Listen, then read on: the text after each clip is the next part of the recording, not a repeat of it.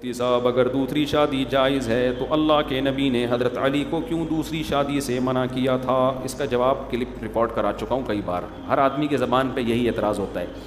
یہ نہیں دیکھ رہے کہ اللہ کے نبی نے خود کتنی کی.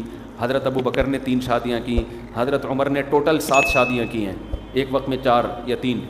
حضرت علی نے حضرت فاطمہ کے انتقال کے بعد ایٹ اے ٹائم 4 بیویاں رکھی ہیں. حضرت فاطمہ کی زندگی میں آپ نے دوسری شادی نہیں کی.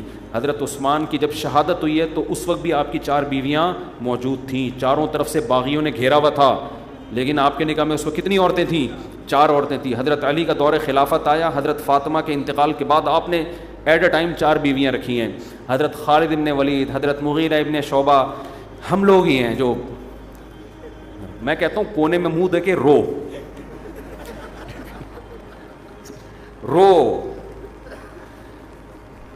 تو باقی نبی نے حضرت علی کو منع کیا. فرض کر لیتے ہیں کہ آپ نے پابندی لگائی حضرت علی پہ, تو جب سب کر رہے ہوں 2-4 لوگوں کو منع کر دیا جائے تو اس میں کوئی قباحت بولو نہیں ہے. ایک مثال دے رہا ہوں, فرض کر لو منع کیا ہے کہ بھائی پیغمبر کی بیٹی کی یہ فضیلت ہے کہ ان پہ سوکن نہ آئے. ٹھیک ہے, کوئی آدمی سمجھتا ہے میری بیٹی پیغمبر کی بیٹی ہے تو داماد کو روک لے. وہ ہم نارمل عورتوں کی بات کر رہے ہیں جن پر آپ سوکن لا رہے ہیں, وہ پیغمبر کی بیٹی نہیں ہے. جب معاشرے میں سب کر رہے تھے اور دوسری شادی کی حکمتیں حاصل ہو رہی ہیں, جو نہ کرنے کے نقصانات ہیں وہ نہیں ہو رہے, تو ایک آدھ پہ پابندی لگانا اس سے شریعت کا حکم فوت نہیں ہوتا. جبکہ حقیقت یہ ہے کہ نبی نے پابندی نہیں لگائی تھی. حدیث کے الفاظ ہیں کہ جب نبی نے حضرت علی کو نکاح سے روکا ہے تو حضرت علی ابو جہل کی بیٹی سے نکاح کر رہے تھے. آپ نے فرمایا لست احلل حراما ولا احرم حلاما ولا احرم حلالا, اللہ کی قسم میں نہ اللہ کے حلال کو حرام کر رہا ہوں نہ حرام کو حلال کر رہا ہوں. لیکن لا یجتمع بنت عدو اللہ و بنت رسول اللہ فی بیت واحد, لیکن اللہ کی قسم اللہ کے دشمن کی بیٹی اور نبی کی بیٹی ایک گھر میں جمع نہیں ہو سکتے. تو وہاں بھی نبی نے بتا دیا کہ میں اللہ کے حلال کو حرام نہیں کر رہا. جب اللہ نے اجازت دی ہے تو سب کے لیے.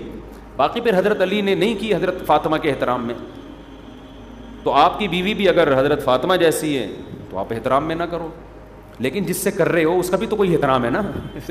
اس کا بیڑا غرق کیوں کر رہے ہو؟ اس کا بھی تو, اس کو تو رشتہ ہی نہیں مل رہا. باقی حضرت علی نے پھر حضرت فاطمہ کے انتقال کے بعد پھر کی ہیں, پھر فوراً 4 کی ہیں حضرت علی نے. اچھا بھائی, حالانکہ حضرت علی دنیا سے بے رغبتی میں مشہور تھے.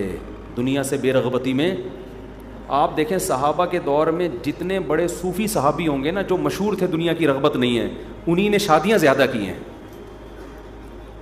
سب سے پہلی بات, ہمارے پیغمبر دیکھو اللہ نے ہر پیغمبر کو الگ مزاج دیا ہوتا ہے.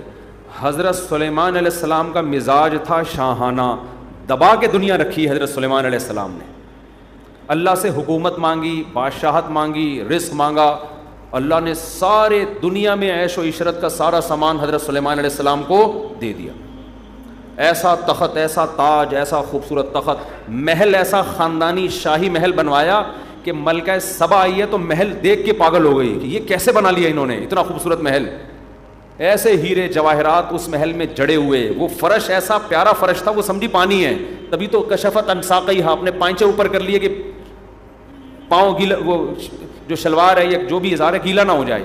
اتنا عالی شان, یہ بھی لائف اسٹائل تھا کس کا؟ حضرت سلیمان. یہ بھی جائز ہے, اگر اس لائف اسٹائل میں آپ اللہ کی نافرمانی نہیں کرتے تو آپ لگژری لائف گزاریں, شریعت میں پابندی نہیں ہے. حضرت عثمان کا لگژری لائف تھی, بڑا پیسہ تھا. حضرت ابو بکر کے پاس بہت پیسہ.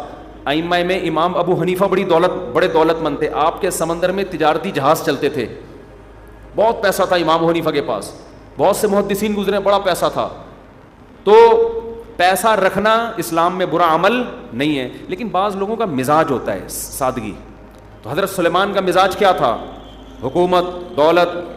ہمارے نبی کا مزاج کیا تھا؟ ایک وقت کو روٹی چاہیے, دوسرے وقت میں کیا رہوں؟ فاقہ کروں. اتنی بے رغبتی دنیا سے, اتنی بے رغبتی. روزے بھی آپ 24 گھنٹے کے رکھتے تھے. ایک روایت میں آتا ہے دودھ اور شہد کسی نے ملا کے دیا نبی کو, آپ نے پینے سے انکار کر دیا کہ 2 مشروب اکٹھے, یعنی گویا یہ تو عیش کی بات ہو گئی نا, حالانکہ جائز ہے شہد دودھ میں ملا کے پینا. آپ نے نہیں.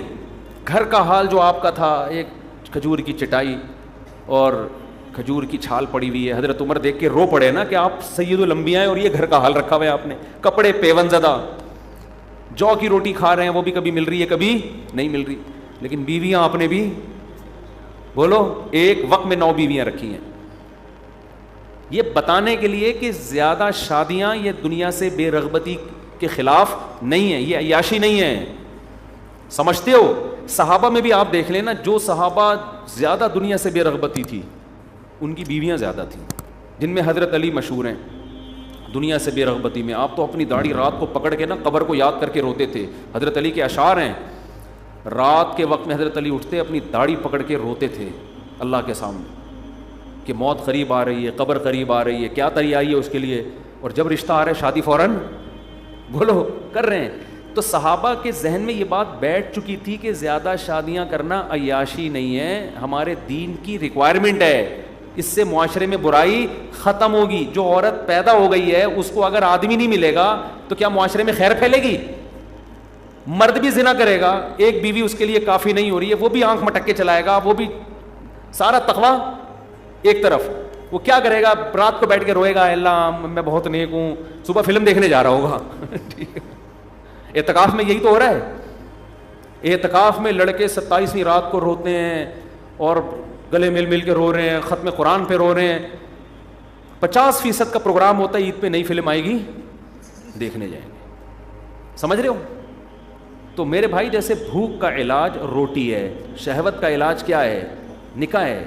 یہ باڈی کی ریکوائرمنٹ ہے. یہ بات ہم سمجھا رہے ہیں, لوگوں کی کھوپڑی میں بیٹھ نہیں. لوگ سمجھتے ہیں خانقاہ میں جاؤں گا, بزرگ سے اصلاحی تعلق قائم کروں گا تو میں نیک بن جاؤں گا. وہ بھائی تو جب بھوکا ہے تو تبلیغ میں نکلنے سے پیٹ بھر جائے گا تیرا ہے؟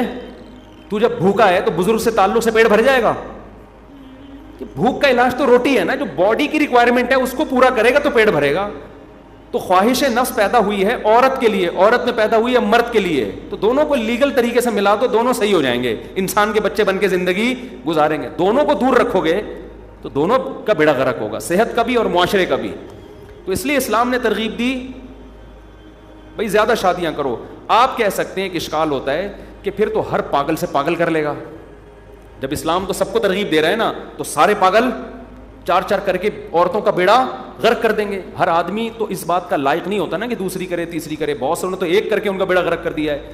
تو اس کا جواب یہ ہے کہ اسلام مرد کو تو کہہ رہے 4 کرو, عورت کو تھوڑی کہہ رہے کہ کسی کی دوسری بیوی بنو, تیسری بنو, چوتھی بنو. عورت کو کہہ رہے تمہیں سمجھ میں آ رہا ہے تو بنو, ورنہ نہیں بنو. تم یک طرفہ کام ہوتا تو پھر اس میں اشکالات ہوتے. سامنے جو لڑکی کا باپ ہے وہ آپ کو پرکھے گا کہ تو اس قابل ہے کہ تو 2 بیویاں پال بھی سکتا ہے کہ نہیں سکتا, تیری آمدن کتنی ہے پہلے تو یہ بتا. کتنے لوگ آتے ہیں کہ یار ہمارا داماد دوسری کر رہا ہے, آمدن اتنی تھوڑی ہے, اس میں کم وقت ایک کو پاپے کھلا رہا ہے. ٹھیک ہے نا, تو دوسری کو کیا کھلائے گا؟ تو یہ دوسری کا باپ بھی تو پوچھے گا نا کہ ہم تجھے دوسری پہ اپنی بیٹی دے رہے ہیں, ہم آدھا میاں لے رہے ہیں, آدھا داماد ہوگا آدھا کسی اور کا ہوگا, تو آدھا داماد ہمیں مل رہا ہے تو ایک عیب ہے, تو اس کی تلافی کیسے کرو؟ لائف اسٹائل کیا ہوگا؟ تو وہ دے گا ہی نہیں. اب لوگ مجھے آ کے کہتے ہیں کہ لڑکی والوں سے کہیں کہ میں دوسری کرنا چاہتا ہوں تو وہ دوسری پہ مان جائیں. میں کہوں یہ آپ کے لیے تو ہے کہ 4 کرو, ان کے لیے نہیں ہے. ان کو آپ اچھے لگو گے تو وہ چوتھی پہ بھی دیں گے, نہیں لگو گے تو پہلی پہ بھی نہیں دیں گے. تو یہ یک طرفہ کام نہیں ہے, شریعت نے سب کو آزاد چھوڑ دیا ہے. بھائی لڑکی کا باپ اور لڑکی فیصلہ کرے گی کہ اس کی پہلی بننا ہے. بعض تو کہیں گی آپ کی پہلی بھی نہیں بننا, آپ اس قابل ہی نہیں ہو, آپ کے تو سر پہ بال ہی نہیں ہے. ایک مثال دے رہا ہوں, ایک صاحب آئے بالکل ٹنڈا ان کی, اور ٹوپی اتار کے میرے سامنے, ٹوپی بھی نہیں تھی, ایسے بالکل ایئرپورٹ بنا ہوا تھا. اب میری طبیعت میں تھوڑا مزاح ہے, اس میں بعض دفعہ اللہ معاف فرمائے زیادتی بھی کر دیتا ہوں میں. بار بار کہہ رہے ہیں کوئی رشتہ ہی نہیں دے رہا مجھے نا, بار بار نا رشتہ ہی نہیں دے رہا مفتی صاحب, کوئی وظیفہ بتا دو, کوئی دوسری کے لیے نہیں دے رہا. اب مجھے پھر جب زیادہ ہو گیا نا میری مزاح کی رکھ پڑ گئی. میں نے کہا اس پہ ایک مل گئی ہے نا, اس ڈیزائن پہ جو آپ کا ڈیزائن ہے نا, میں نے کہا اس پہ ایک مل گئی, اللہ کا شکر, اس ڈیزائن پہ کبھی دوسری نہیں ملے گی. اگر یہ ٹنڈ ہے بھی تو چھپاؤ نا اس کو, کم از کم رشتہ لینے کے لیے جاؤ اس وقت تو چھپاؤ اس کو.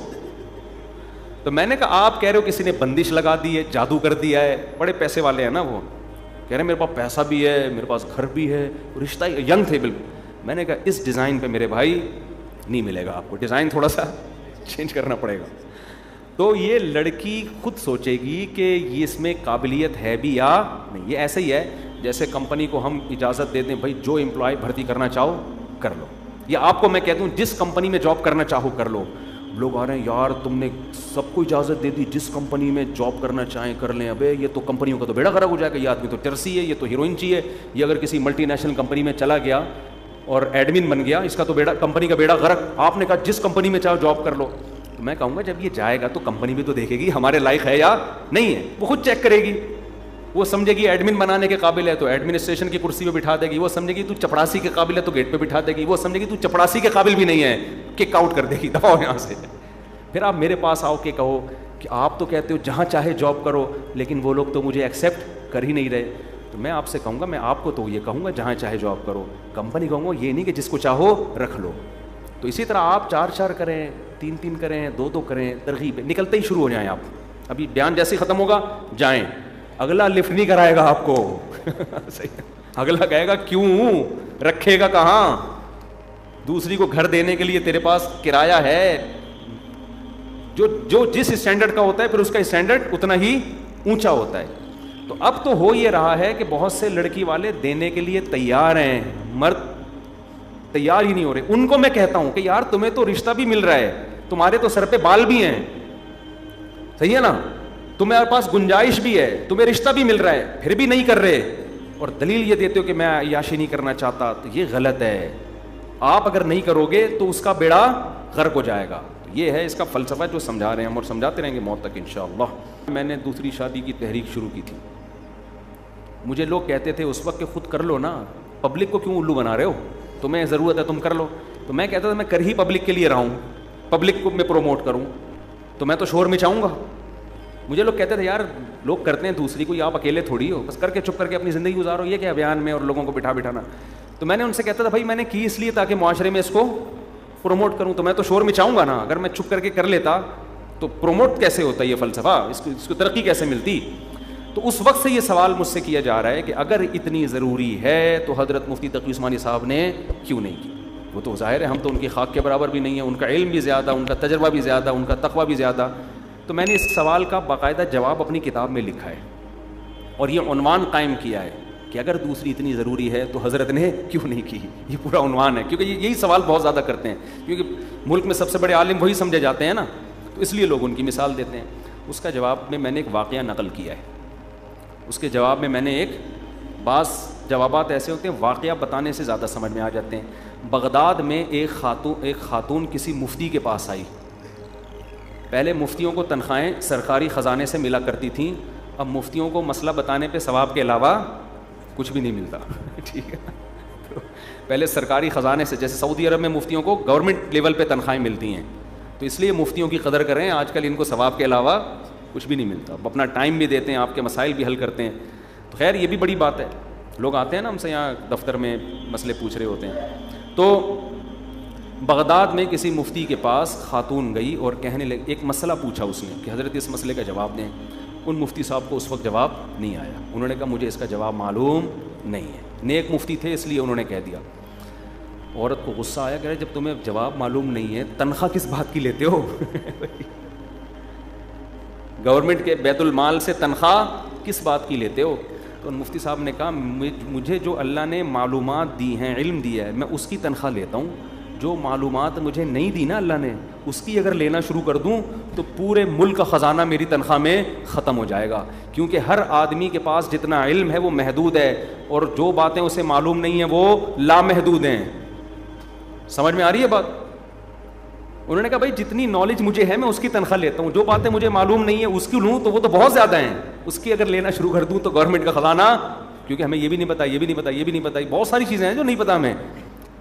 تو یاد رکھو ہمیں جو اپنے اکابر سے، علماء سے محبت ہے، ان کاموں کی وجہ سے، پازیٹیو کاموں کی وجہ سے جو وہ کر رہے ہیں، سارے پازیٹیو کام ہر آدمی نہیں کرتا، یہ ممکن نہیں ہے، یہ پاسبل ہی نہیں ہے۔ حضرت مفتی تقی عثمانی صاحب کی جو لائف گزر رہی ہے، درس و تدریس میں، افتاء میں، اسفار میں، اسلامک بینکنگ کا آلٹرنیٹ انہوں نے پوری دنیا کو دے دیا، بہترین نظام بنا کے پوری دنیا میں ان کو انوائٹ کیا جاتا ہے۔